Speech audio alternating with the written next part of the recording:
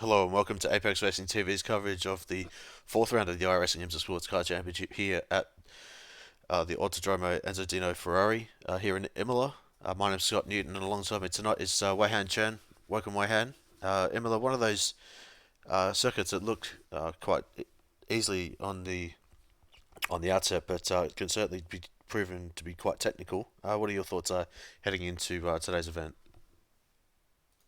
Hey Scott, hey everyone, great to be back again in the booth. Now, I think with a circuit like Imola, it is one of those circuits like you just pointed out. It does look easy on the map, but the matter of fact is that it is rather narrow, and also the fact that it's given the kind of modifications that have happened in recent history. With some of the corners becoming chicanes, and generally the average speed of the circuit going having been lowered, so to speak. It does become rather challenging in the sense that this is one of the narrower circuits, a little bit twisty uh, compared to what you usually expect. So it is going to be a little more challenging for the drivers here tonight. Yeah, certainly. With the way that the championship has played out, sadly we did not have coverage of the third round of the IMSA Sportscar Championship at Monza due to it being Christmas week. But having said that, though, we've had some fantastic racing throughout the season, and certainly looking forward to that continuing. Tonight we've had two splits of 28, so in total 56 drivers turning up for uh, today's event, and just showing that there's huge support out there for the series as well. Absolutely. So right here in the field, as you've just pointed out, 28 cars, and also what is very interesting is that all three classes are represented here: the GTE, GT3, as well as one lone Daytona prototype car of Russell Davies. Although he has yet to set a qualifying lap time, he is currently at the bottom of the provisional standings. Currently in the lead is Keith Camilleri with a lap time of 1:37.447. He does hold the provisional pole as it stands right now. Yeah, just got Jack Corbett on the screen right now and just putting in some extra laps at the moment. The only driver that has not put in a the only two drivers that haven't put in a qualifying time at the moment is Kevin Deary and Christoph Zimmo. Uh, so one GTE and one GT3 driver at the bottom of the field, as well as Russell Davis, as just mentioned, the lane Daytona prototype, not having put in a time, but he will start at the front, given the class order. But qualifying is just about to conclude, and we'll be able to take you through the grid for the fourth round of the IMSA Sportscar Championship.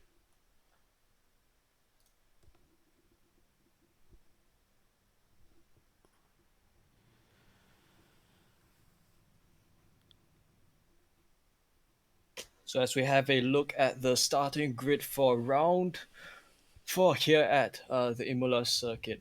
Starting from pole is the lone Daytona prototype entry of Russell Davis, who's yet to set a qualifying lap time. The first of the GT class will be Keith Camilleri, and he starts alongside Samuel Libert over in second in class. Row two would go to Ramesh Azam and Dominic Push, and P6 and 7 would go to Jeremy Gillou and our friend Peter Clouter. Positions 9 and 10 would go to Jurika Vukdeja and Frederick Purchase. I do apologize if I butchered your name there. James Salt takes what would appear to be 11th in class, I believe, Scott. Yeah, it was ninth position. Then Vincent Ravel in the 10th position. Uh, Coppers Laurent in the 11th position in GTE. Then Bob Humphrey in 12th. Gerhard Pfister in the 13th position. Michael Slacks in 14th. And running out the GTE field is Christoph Zimmel. And I'll get you to go through the GT3 field quickly with the remaining 30 seconds. In the GT3 field, starting from first will be Martin Christensen and alongside him Gabriel Rizzo in second. Third and fourth go to Christoph Ehret and Osmar Schultz. Theo Grant, Adam Durant, they take 5th and 6th in class. 7th, Trent Aveland, Jim Carr in 8th, Jack Corbett 9th, Chris Harvey in 10th, Paul Matters and Kevin Deary round out your race starters here tonight with 11th and 12th in class. So we've just got pace car pulling away now. Thankfully, it's a short pace lap here at Imola, coming out of the Variante Alta, very top of the circuit. But, yeah, with the lone Daytona prototype, we'll certainly be checking in with him throughout the race. But with was it Keith Camilleri on the pole position for Core Sim Racing, it'll be certainly interesting to see how all of the GTE drivers, and as well as the GT3, as well, how they fare. But getting to come onto the green now, and we're waiting for the prototype to take the start. And the GTEs have already gone. It's going to be a huge check up there with the GTEs misjudging the start, and Russell Davis will take the start. So Liebert heads up into the first position into the Tamburello. Camilleri in second, Azam third, and in the GT3 field, Christensen takes the lead alongside Gabriel Rizzo in the second position. Eretz holds third. See that Theo Grant is up a position. But certainly the biggest gainer out of all of that is Michael Schlacks and Christoph Zimmel. A mad, unfortunate start to the race, but of course now the positions of the drivers have all shuffled, and it would appear to be that the Daytona prototype had a little bit of a stunted start compared to the rest of the GT fields.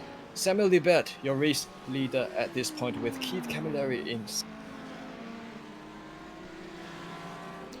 Yeah, we're going to go up to the front of the field at the moment. Gap at this point is about 0.4 of a second as they're heading through the Variante Alta. See that the GTE field is heavily dominated by Ferraris, as we would have seen last week as well. Just that Ferrari being able to take the curbs exceptionally well is probably the reason why there's so many Ferraris out there. We've got one BMW that's still running, and the GTE field that have been eliminated from the race are all Ferraris, so bit of a shame to see that it's mostly dominated by one class, but still great to see that it's still huge turnout. The Core Sim Sport car leading the rest of the field. Great driving by everyone here tonight. It would appear that quite a lot of drivers have already retired. Just to have a look, I think a handful of drivers have already disconnected. And we do have a few more cars towards the bottom of the grid who have already taken it into the pit.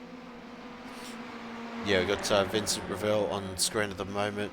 Is there a bit of a sandwich between Jeremy Rouleau and Jurica Viljalija? So coming up through the Aquaman Raleigh. So we can go on board quickly. We've got the lone Daytona prototype as well. Russell Davis just up ahead as well.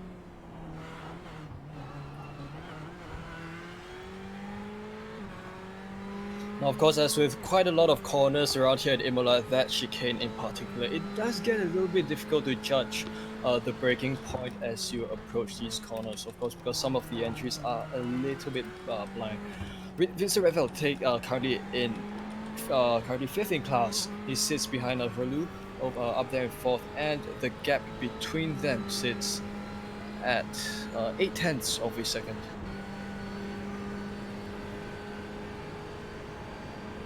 Just looking through a little bit further back as well, we've got Podches and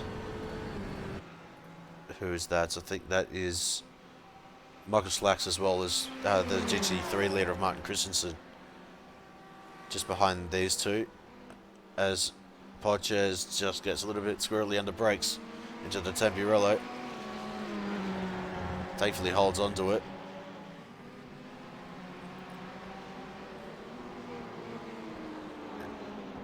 Be interesting to It would see. appear that he has Yeah, sustained a little bit. Sorry, Scott. It would appear that he has sustained a little bit of damage, possibly from some contacts earlier on. In yeah, it was a bit of a tricky start for all of the GTE field with that. Whether it was a late call from the race director for the green flag or whether it was Davis waiting for the green flag, we'll never know. Sadly, with that, but it's just the way that things have played out as well, and so they're gonna make the best of it for the drivers. Just looking back at Gabriel Rizzo at the moment, the gap has been extended out to 3.5 seconds between himself and Martin Christensen. So Christensen got a sizable lead, even though they've only had 5 minutes elapsed. So this being a 45-minute race, the fact is still that I do believe that there is a limit to the amount of fuel that your car can carry. So drivers will have to make a move for the pits for fuel somewhere towards the middle of the race. So I think that there might be two strategies that the drivers might decide to roll out with regards to taking off fuel. Either that the drivers begin because the pit window would probably be from 15 to the 30-minute marks.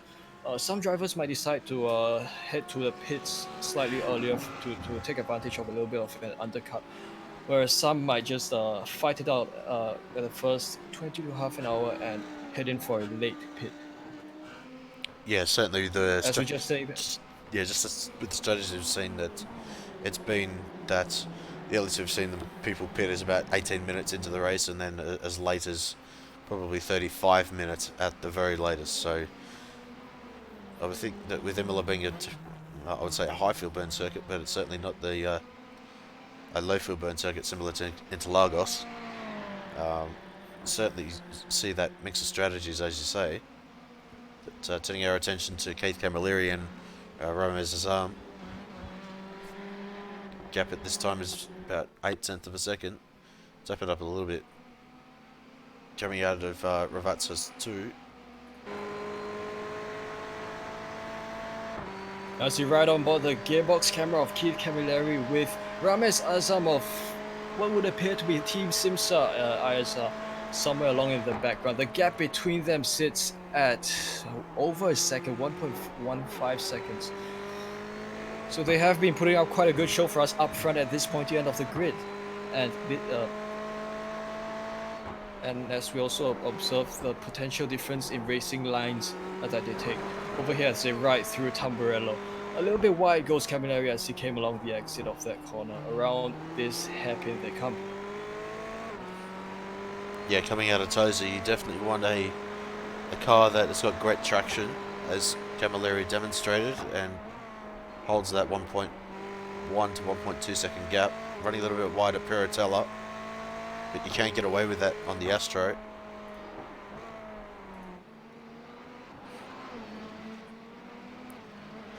And now we do have a better view of Camilleri in that beautifully presented black-yellow liveried car over there. I do believe it is a KC Racing Esports team that he is racing for. He started second and he is still in second, so no net gain or loss compared to when he began the race 10 minutes. Yeah, pretty much the whole field of GTEs is spread out, similar to the GT3s as well. So closest battle we've got at the moment is still Ravel and Vigilegia.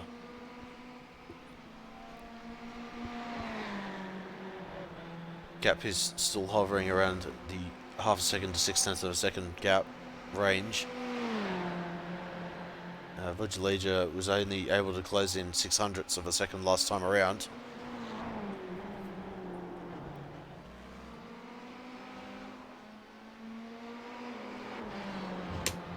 So, Scott, it would appear that the kind of the bias in terms of selection of cars will be towards the Ferraris in the GT class, perhaps due to the handling characteristics of this 408 that it offers here at this track.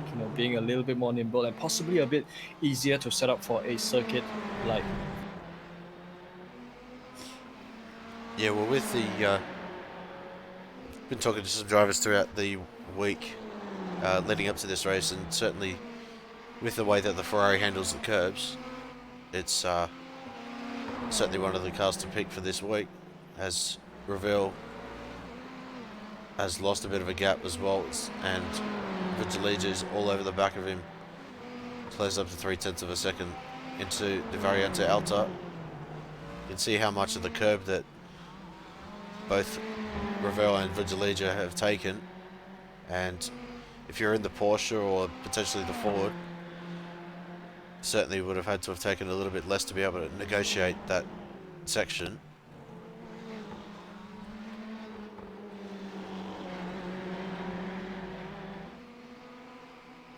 As they come along to finish yet another lap at this tricky Imola circuit, uh, Vincent Revel's lap time this time by would appear to be 1 minute 39:49.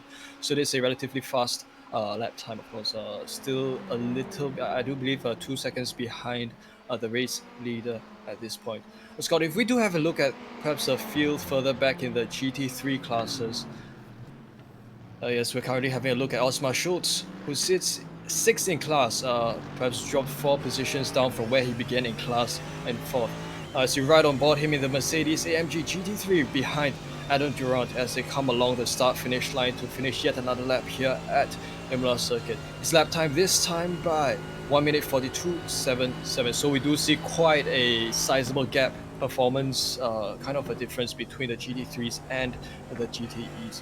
As they make their way through Tamburello circuit, we do notice that this car is also rather forgiving, rather stable, as it makes its way over the curbs. Yeah, certainly that Durant was able to open up a 10th and a half on Schultz just on this lap alone. So even though Schultz had a 0.4 of a second faster lap time, certainly been a fair bit more consistent for Durant. But still Schultz picking up the pace, getting closer to his overall personal best of the race, only within 1/10 of a second.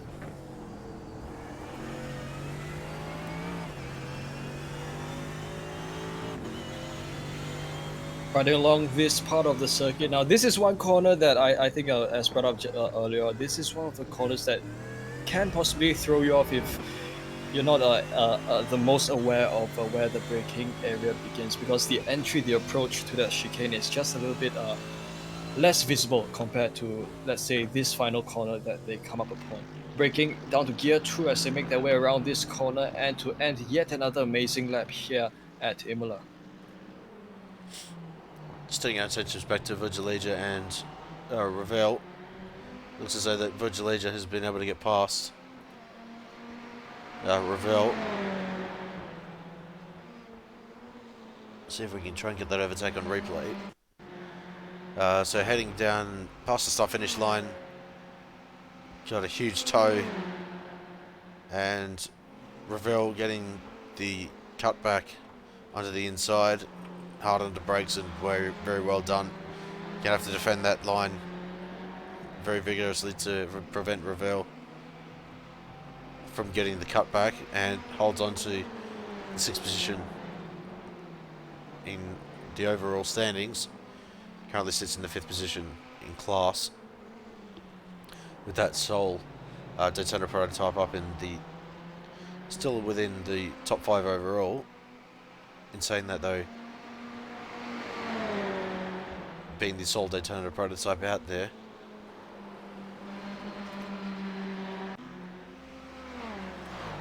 but as we head back to live pictures, is this going to be a comeback move by Gille-Villeneuve here, as makes his move against Ravel, or rather it is the other way around, to apologize. The comeback move has been made, and Vincent Ravel regains P5 in class with Zurich down to P6. They come make their way around this new chicane again. Yeah, Vigilege trying to look up the inside of Tozer, and that'll force Ravel wide. They're going to go side by side up into Piratella. Vigilege's got the nose in. He's going to have to back out of it. Ravel's going to have to be able to go around the outside and take a little more line. So great driving from both competitors out there, as Vigilege going a little bit too deep, but still able to hold on to it.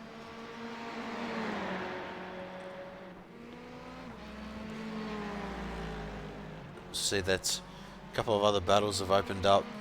Rouleau, and we've got Davis in the overall standings. Poches and Zimnel still 0.3 of a second apart.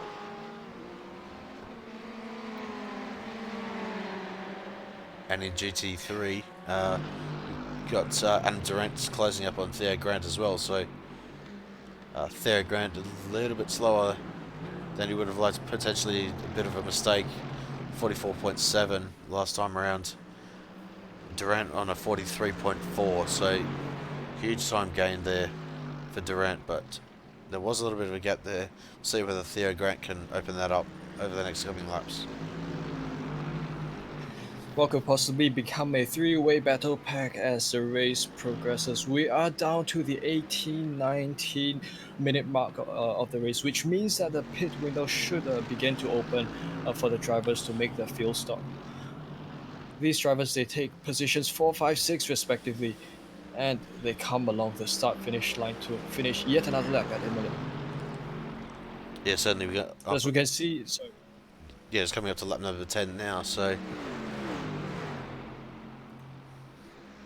it should be a couple of laps before we start seeing drivers in. We saw James Salt and Bob Humphrey come down the pit lane.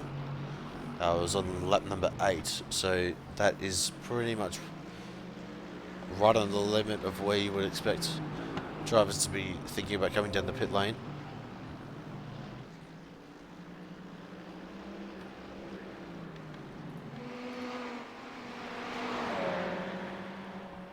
But Zimnel and Poches still fighting it out as well. Zimnel still getting the better of Poches at the moment. French driver just having a little bit of an issue trying to get the overtake done.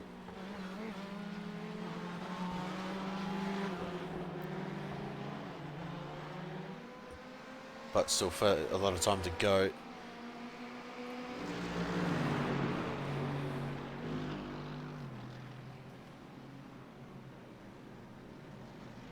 So still see Theo Grant leading Adam Durant and Osmar Schultz as they make their way through this part of the Imola circuit. Now the gap between each driver would sit at just approximately 0.5 of a second, so it is still within reach for each of them to begin plotting their attack strategies and moves to make. As we just said that, I think Grant made a little bit of a mistake along the exit and gone a little bit wide over the Astra. As he comes across the start-finish line again, this rather kinked right-hand straight, something unique with regards to how the track would likely be designed. As they make their way down to Tamburello again, a little bit of a... Well, I do believe there was a little bit of a connection issue. Now, of course, Durant going a little bit opportunistic over there, trying to make a move done on Grant. Yeah, Durant was just over a tenth quicker last time around. So all over the back of the Mercedes driver. Bit of a one-sided affair with more Mercedes than Audis out there, but still Audi well represented. But yeah, Audi are 1-2 at the moment. Christensen got a 10.8 second gap over Gabriel Rizzo at the moment, and then another 10-second gap between Rizzo and Arate for the final podium position. But Durant not able to see where Grant was. Bit of a connection issue.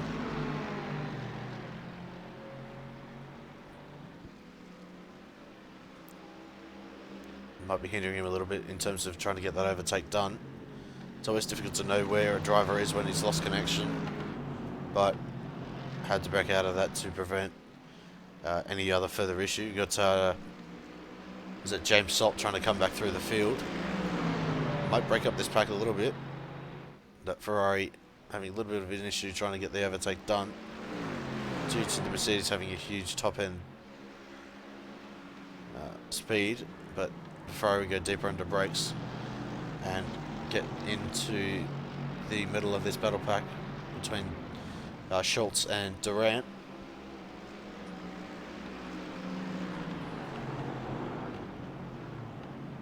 Yeah, it would appear that it is always difficult for you to make, if you're a faster class, to make kind of the move ahead of any class that is slightly slower than yours. So you've always got to be very careful in threading the needle in order not to break up the field that much. So this is James Salt, who's currently 11th in the GT class in this green Ferrari here. He's trying to find the safest way across this field. And it is always a tough job trying not to disrupt the pack, but unfortunately it does seem that this has already handed Theo Grant a little more advantage ahead of Durant and Schultz, where they would have where they were initially in a battle pack. So of course now James successfully makes his exit from the pack, and he is going to make his way to where the rest of the GT field is.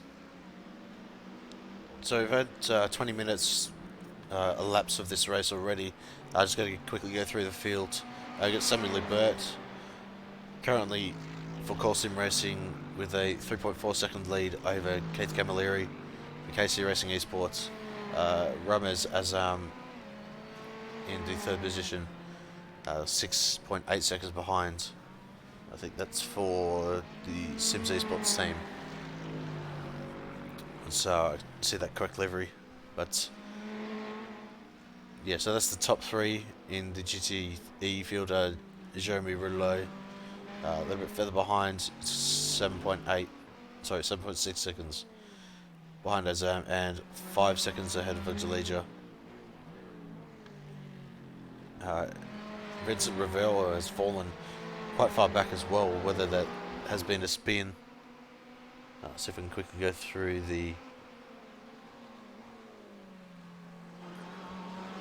the live timing events, but I don't see anything, so maybe just a little bit off pace potentially for Ravel with all that hard battling. Maybe he cooked his tyres a little bit and just had to regroup before making that push towards the middle part of the race. Michael Schlack's currently up 8 positions as well, so he's the highest mover of the race in terms of positions gained. Gerhard Pfister in the 8th position as well, so he's had a fairly quiet race, but still in 8th position, up 6 positions. Christoph Zimnel and Frederic Borges rounding out the top 10 overall. And then Martin Christensen still in relative touch to the back of the GTE field, near enough 14 seconds ahead of Gabriel Rizzo. Christoph Eret running out the podium in the GT3s, and then you've got Theo Grant and Adam Durant running at the top 5 in the GT3s.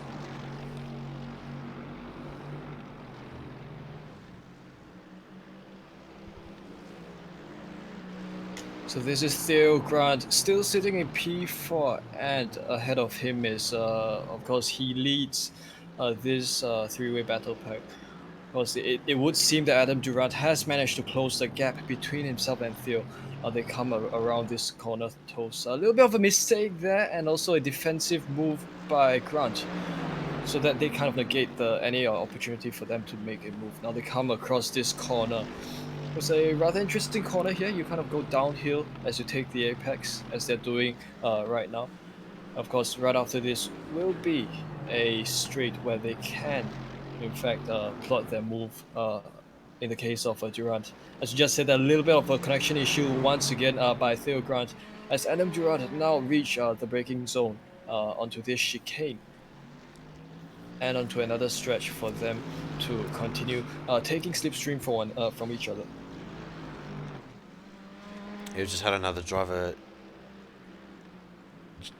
go down the pit lane, and that's Gerhard Pfister. So starting to see some more drivers coming through the pit lane now. We've got just over 20 minutes of the race to go as that Theo Grant into the pit lane, and a couple more drivers in the pit lane as well. As it Theo Grant and Osmar Schultz, Trond Overland in the back as well for his Audi team. As we've got the overall leaders coming through right now to start lap number 16. Gap still holding out at 3.6. Last lap time for Lebert was 38.0. So still very, very close to his personal best lap time, and I think that Lebert is the fastest driver in the GTE class according to the lap times. That was the wrong one. That's the correct one I wanted to show. So the fastest driver in the GT3 field is Mark Christensen. As far as I can see, he's the only driver in the 1 minute 40s.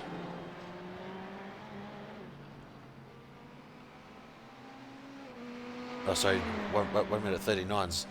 As I say, that's coming across the line last time around, 39.91. So very, very quick for Christensen.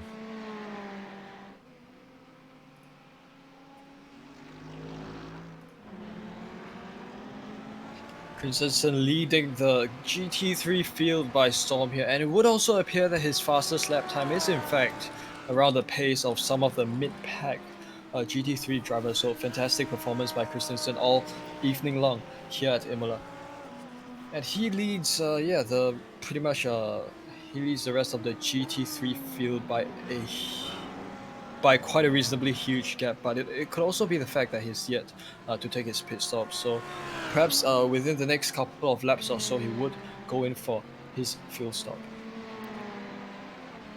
Yeah, just looking at the drivers that have taken to the pit lane, it looks as though that Gerhard Pfister took tyres. Looking at that pit stop time, 43.0 seconds. Certainly not ideal for the BMW driver, given that he's given up essentially 30 seconds just for 18 minutes of time on the tyres as Christensen GT3 leader in. And we'll see Adam Durant and Jack Corbett, the final two.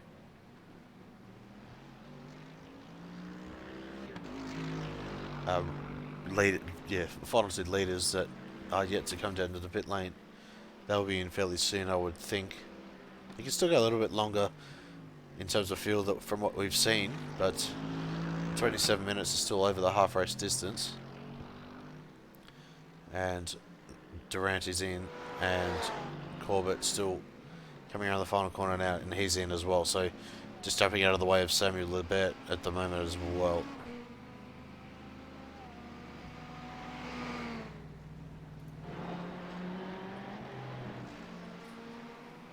So pit party taking place in the GT3 class at this time, whereas pretty much most of the GTE guys are all still on track. Just having a look if they have in fact made their move into the pits or not. Rouleau is into the pit lane as well. He's currently sitting in the 4th position overall, but in saying that, though, he's currently forced into the 5th position. See that Ravel is coming through now, so he'll go through. Same with Schlacks, Podchaz as well. He'll go through. A typical pit lane time will be another 10 seconds before Rouleau comes out of the lane. So he's trundling down at 60 kilometers an hour. See, there's no one else in the GTEs coming through, but there's a couple of GT3 traffic going through, and he comes out in the 9th position. Zimnel still very, very close to Poches, but Poches has got the job done.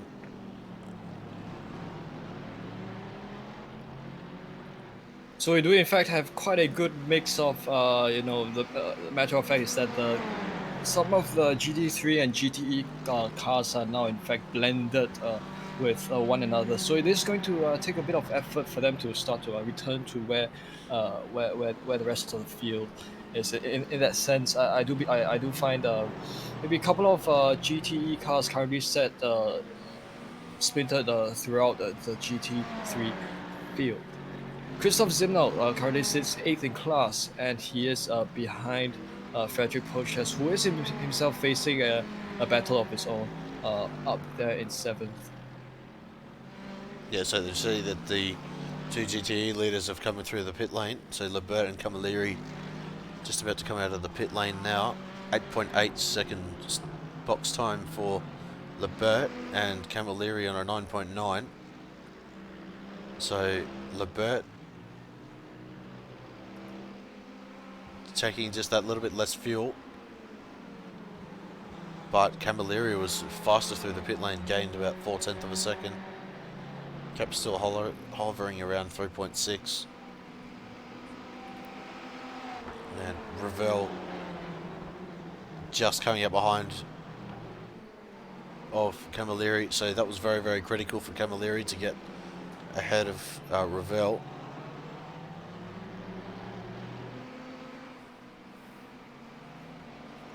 Let's have a ride on board the red Ferrari of Vincent Ravel as he takes on Keith Camilleri. Of course, we ride on him as he comes towards this corner, which is a downhill apex corner. As he comes across the next corner here, the gap between himself and Camilleri sit at 8 to 9/10 of a second. So I think he would need a bit more space for him to stretch his legs a little bit before he can regain, or rather he can close up the gap. Over the curbs he goes, and also a bit over the AstroTurf there along the exit. Now they come towards the 3rd sector of the circuit as they prepare themselves for the approach to the final corner. On the brakes down to gear 2, 2nd gear. Around the final corner they come. So it would appear, alright, there he goes into the pits, and he is perhaps one of the remaining cars to make it into the pits. Yeah, there's 4 drivers that are in the pit lane, and that will pretty much bring out, well, yeah, right out the field in terms of pit stops. So everyone making it to the 32-minute mark at the very latest, which is pretty much exactly what we've seen throughout the course of the season. And I think that Schlax might just stay ahead of James Salt, potentially. Salt coming through the start-finish line right now, and whereas Schlax, I think actually James Salt's going to get him quite easily. So, and yeah, Schlax is just coming out of the pit lane now, so good 3 or 4 seconds gained for Salt with that early pit stop. But in saying that though, Schlax has taken just that little bit more fuel as well, so we'll see whether Salt has enough fuel for the final laps of this race. Still got just under 12 minutes left plus 1 lap, so looking at that, it's going to be, I'd say, a 7-lap race from here. Potentially, it's either going to be 6 or 7, so Very much so, Scott. So I think it is at this point where it becomes a little bit of a crunch time, although not exactly much so, because I think some of the field is relatively spread out quite sparsely. So I think it is more of a matter of having 2, 3 car battles all across the track than one big bunch, which we would have liked to see. James Salt still in seventh, and is Michael Schlacks in eighth. Yeah, certainly you've got still Zinmel and Poches, still very, very close together. They have been separated literally by only like 4 or 5 car lengths the whole race after that start incident.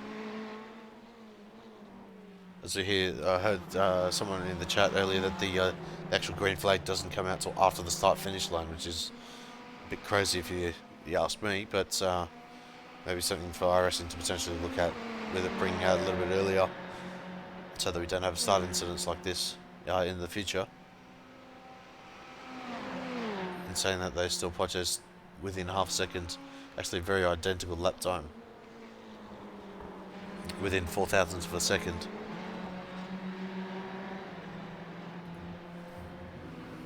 So not very much separating between these two.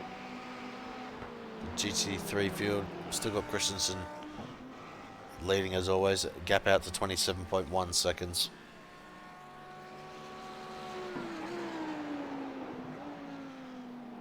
Christensen still leading by a country mile. Sorry, Scott. Still leads by a country mile, and it would appear that Gabriel Rizzo and everyone else is very far behind. And looking at the timing screen, I think it does seem that Christoph Ehret and Adam Durant are having quite an interesting battle at their part of the field. Yeah, well, still Durant is up by 3.6 at the moment over Grant, and Grant is pulling over the side of the road, so potentially having a technical issue and is into the pit lane. So what was looking promising for Theo Grant at the start of the race sadly ends in a little bit of a technical issue, so Theo Grant will fall to the final position in the GT3s at the moment. So certainly unfortunate. Whether Paul Metters can get past this lap, he will overtake Theo Grant. Yeah, not sure exactly what happened to Theo Grant, whether it was just a technical issue or anything like that. It wasn't anything that was so instant that it would force the driver off the track or anything like that, but having said that though, everyone's still running in this race. I've seen technical issues that have unfortunately taken out other drivers, with them being in close quarters to a driver that's had technical issues. So thankfully it was only the one driver, but still sad that Theo Grant is out of the race.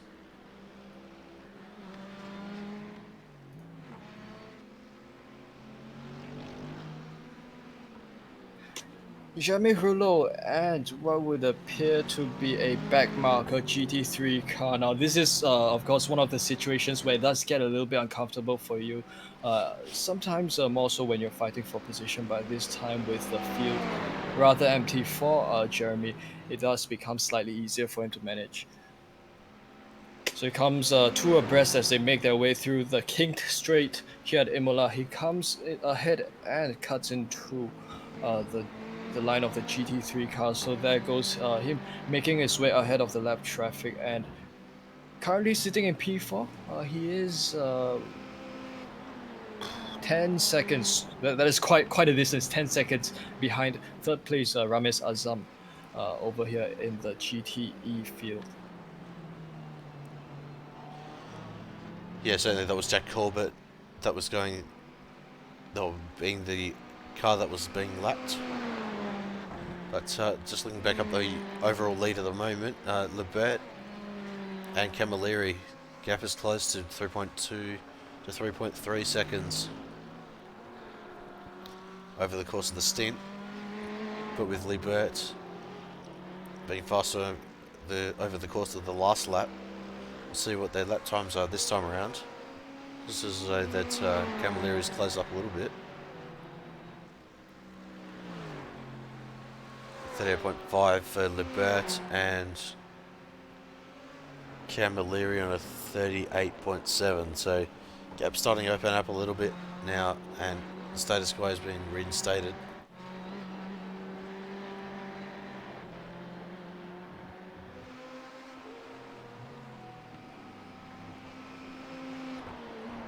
But yeah, looking at the Sector 1 times, it looks as though the Camilleri is a little bit more trimmed out.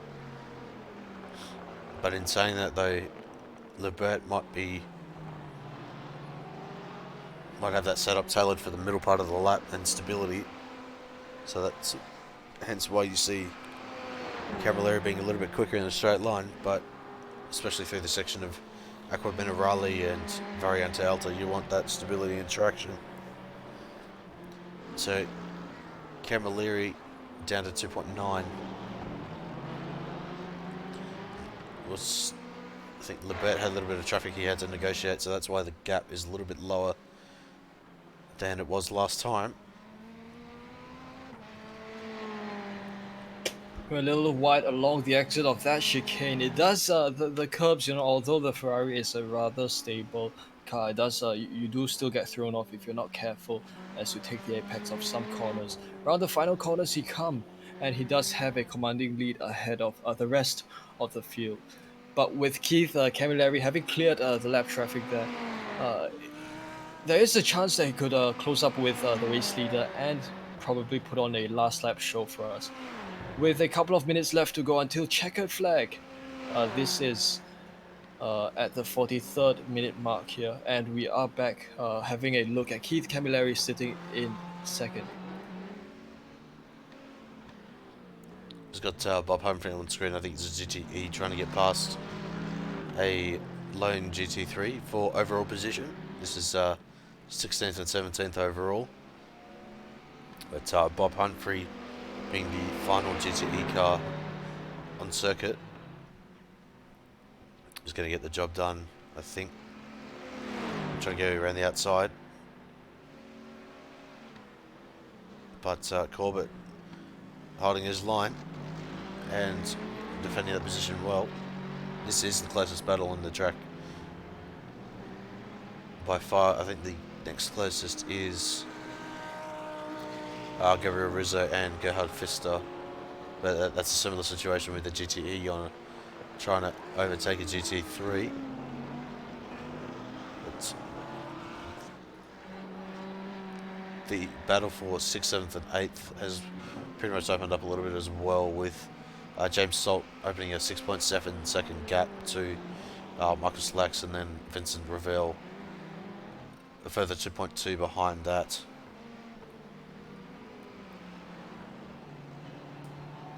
So still, we've got just over 3 minutes left, 41.45 elapsed in this race, so I think we might be counting the gridding time as well, Wang. So there may have been a little bit of a mistake there, but still, with the final 3 minutes of this race to go, certainly been a cracking race so far.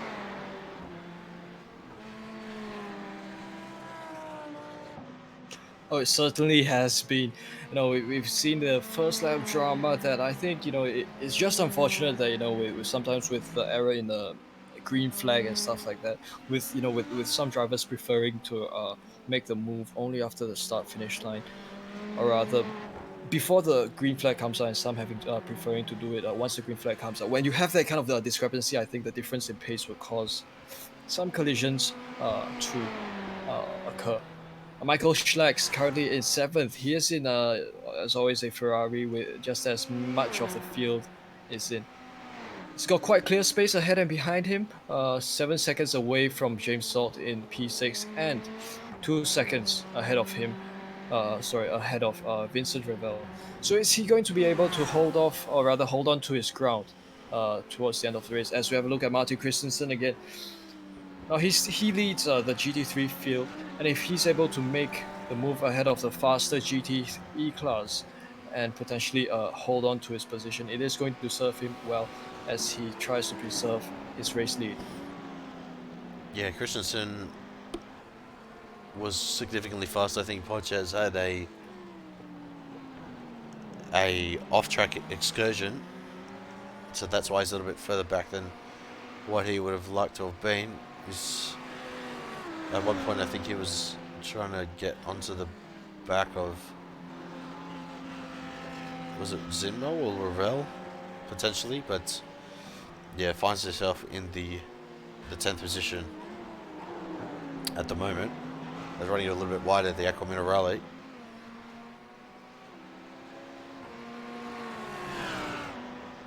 But yeah, in saying that, you got under a minute to go, and Lebert is coming through Aqua Minerale as well. So just a section that we were commenting on. So not very far from Christensen and Podchers. So Lebert's pretty much lapped everyone up to position number 12 at the moment in terms of overall.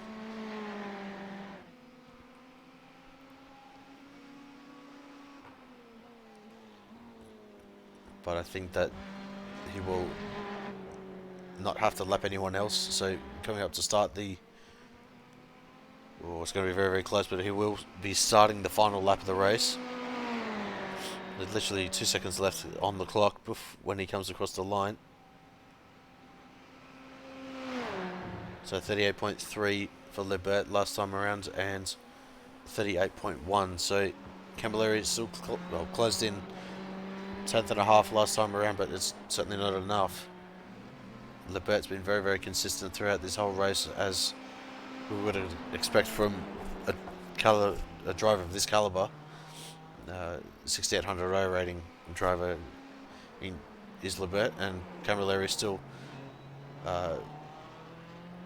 very, very much in contention, but on a 5800 row rating. So Camilleri is still showing that he's got the pace to at least stay with Lebert, but that gap has still opened up a little bit. Gabriel Rizzo and Gerhard Pfister still locked in a battle, half a second between those two drivers, and Christensen only 9/10 of a second behind, but I think he's just holding on at the moment. But for the final time they go through Variante Alta, quite a little curve there for Lebert, but manages to negotiate that successfully, and down to Ravazza for the final time. Can pretty much cruise home, and for the final time, Samuel Lebert will take the checkered flag and will win the 4th round of the iRacing IMSA Sportscar Championship for core sim racing. And congratulations to him. Keith Camilleri comes home 2.9 seconds behind for KC Racing Esports, and congratulations to him. Ramaz Azam will come home in the 3rd position for Simsa Esports, and a little bit of a quiet race for him, but still a result well deserved. See where you got a couple of the lapped GT3 cars, Pfister and Rizzo, coming across the line. Aret across the line now as well for final podium position. Just got our eyes on Christensen at the moment. I think he's just backed off at the moment from Podchers, gapping it at 1.2 to 1.4 seconds. I think it's just a bit of a mistake there for Christensen, the amount of curb that he had at Variante Alta.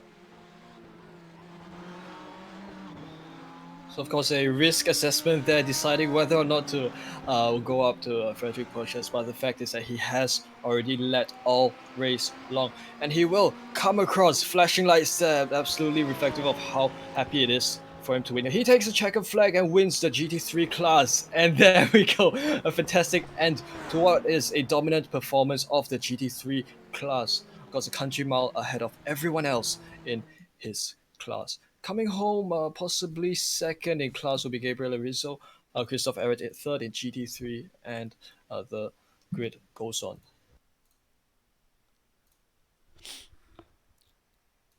So I'm just giving it the driver interview link, but whilst I am doing that, Wahan, would you be able to take us through the final race results for the 4th round of the iRacing IMSA Sportscar Championship?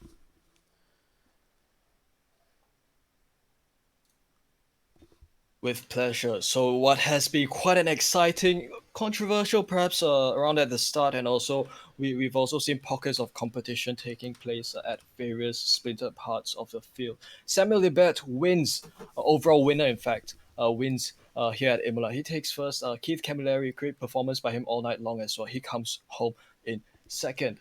Ramesh Azam and Jeremy Goulut come home third and fourth. Jirka Vuteja in fifth, and James Salt in second. Michael Schlecks, Vincent Gravel, seventh and eighth. Christoph Zimno in ninth. Frederick Proches, Gerhard Pfister, and Bob Humphrey come home possibly 10th, 11th, and 12th in class. Now, the winner of GT3 here, Martin Christensen, he comes up first in GT3 in class. Gabriel Rizzo, second in class. Christoph Ehret, Adam Durant, third and fourth in GT3. Jack Corbett, Osman Schultz take fifth and sixth. Trond Aveland and Jim Carr take seventh and eighth. Kevin Deary, Paul Matters, Chris Harvey, Theo Grant, they round up your existing finishers of the GT3 class. I've also got Russell Davis, who has unfortunately retired due to the first lap incident.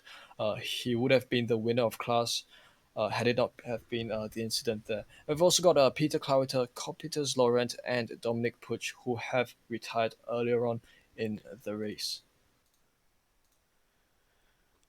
So whilst we're waiting for drivers to come in for our driver interview, I'm just going to quickly go and bring up the schedule for the next round of the championship, and we're heading to Road America.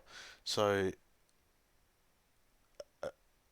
Road America being a track that's very very similar to Imola. What do you think will change in terms of how the drivers adapt to their driving styles for the next round of the championship, heading to a circuit like Road America?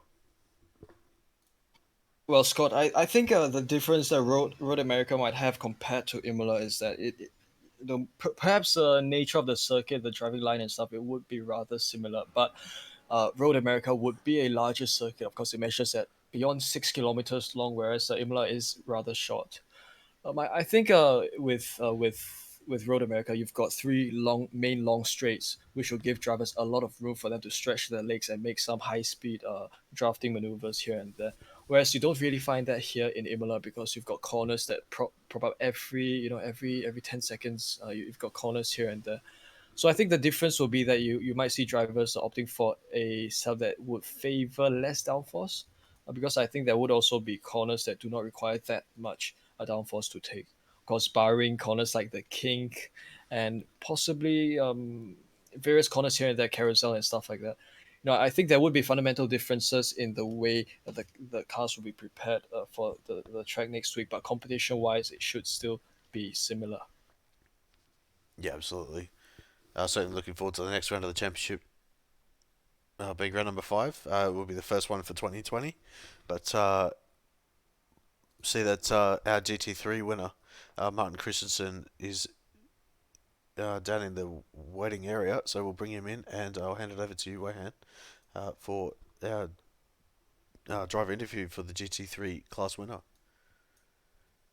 Thanks, Scott. Hi, Martin. Welcome to the Apex Racing TV interview booth. First of all, congratulations on your race results, coming home first in the GT3 class. A great performance that you put up for all of us here tonight. We've certainly enjoyed watching you drive. Could you please share with us how the race went from your perspective? Understanding that there were perhaps some first lap incidents due to the green flag and stuff like that, and perhaps some more different competition movements here and there. Yeah, hi guys. Yeah, I enjoy being here. Yeah, the race was pretty much flawless. Not flawless because I made really many mistakes. Just couldn't get into the rhythm, but I think I found something at the end. But regarding the first lap, yeah, I waited to go like for a really long time because I know that the strength of field for the GTE cars is not that high in these morning races, so us GT3 cars can easily catch up with the back end of the GTs. So I made sure I had like a 20-second gap before I went. So I didn't see if there was any problems for the other cars, the GTE class. I only noticed a couple of cars falling back, and also one facing the wrong way on the start finish line. So I guess that was pretty hectic. Sure it was. It did seem hectic from here from the broadcasting end.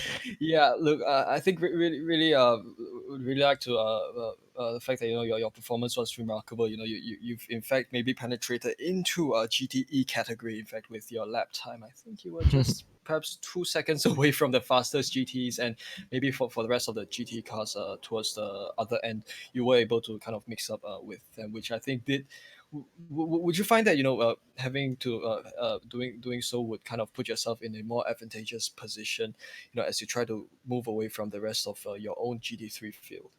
Yeah, for sure. You have to really think about racecraft when you have a slower GT car in front of you because it's like instead of going for a stupid move or something, just sit behind, save fuel because like if you get overtaken by a slower class car, you get frustrated for sure. And then I've tried many times that lead to some kind of iffy maneuvers from the GT car. So I rather sit behind because I knew from the qualifying that some of the slowest cars in the GT class, they were like similar pace to me, so I knew I could just sit behind and save fuel.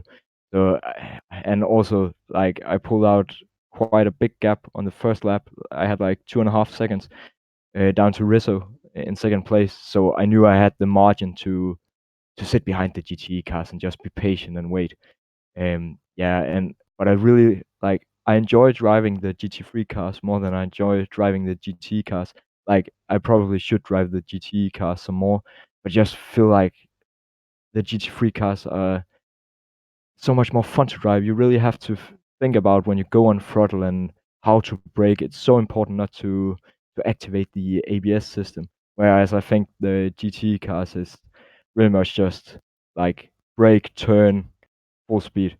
It's I don't think they're that fun to drive. Sure, surely that's an interesting perspective, and that's something that I've never thought about. Playing with even the ABS. Martin, now next week we move to Road America for round five. In fact, the first of 2020, I guess. We'll go to Road America. So, what are your thoughts entering that round? Yeah, it's a really fun track. It's a really fast track. A lot of heavy braking zones. So I reckon there will be like more battles than here at Imola. Also because of the draft, like it's easier to stick to one another, and also it will probably be a fuel saving game at Road America as well. I see, I see. Thank you very much for your time here in the interview. But before we let you go, would you like to give a shout out to anyone that you'd like to thank, sponsors? Yeah. Cheers for broadcasting this race. And I actually announced that I left Radicals Online as a driver here last week. So I don't really have anyone to thank at this point. I'm just driving for myself right now. So yeah, Oh, sure thing. Best of luck. Thank you very much for your time and have a great Tuesday ahead. yeah. Cheers, guys, and happy New Year. And so to you, Martin, and thanks very much for coming up into the commentary box for, I think, will be the final driver interview for 2019, as far as I'm aware, because looking at the upcoming schedule as well that we've got coming up on Apex Racing TV, with it being the new year and the like, we've got some limited series on break. Yeah, some of the schedules some of the series that we normally broadcast are on break. But looking at the roadmap for 2020, it looks as though that we've got the official IndyCar Roads Championship on the Friday night on Hill here on Apex Racing TV at 20 GMT. So that is the official Racing IndyCar Road Series. And then on Saturday we've got a new series, Karting World MX5 Championship at the first round will be at Laguna Seca.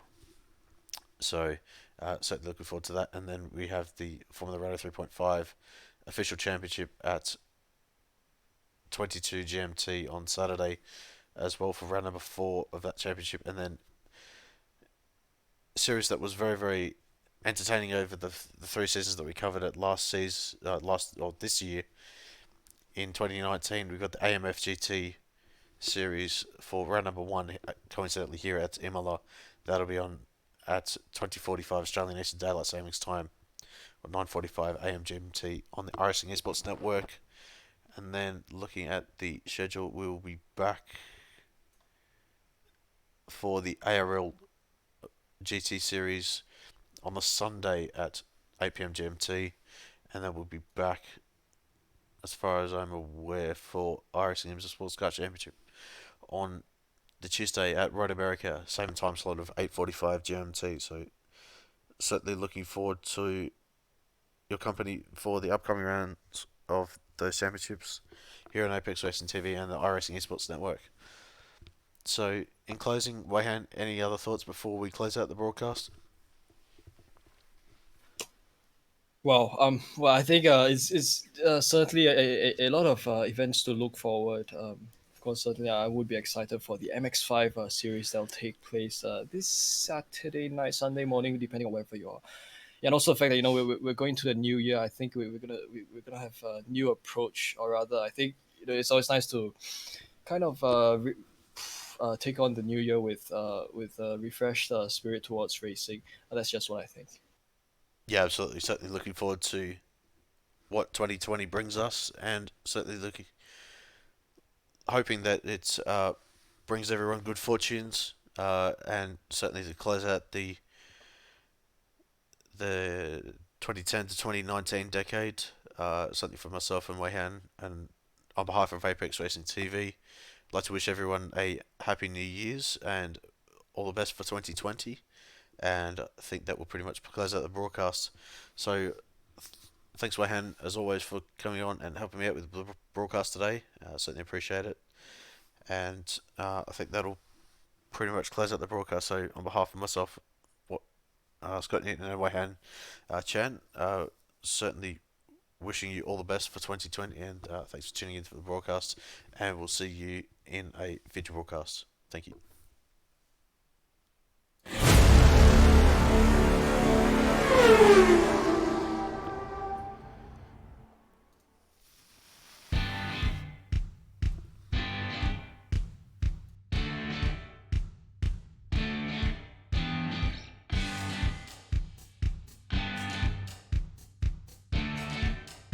Oh, okay.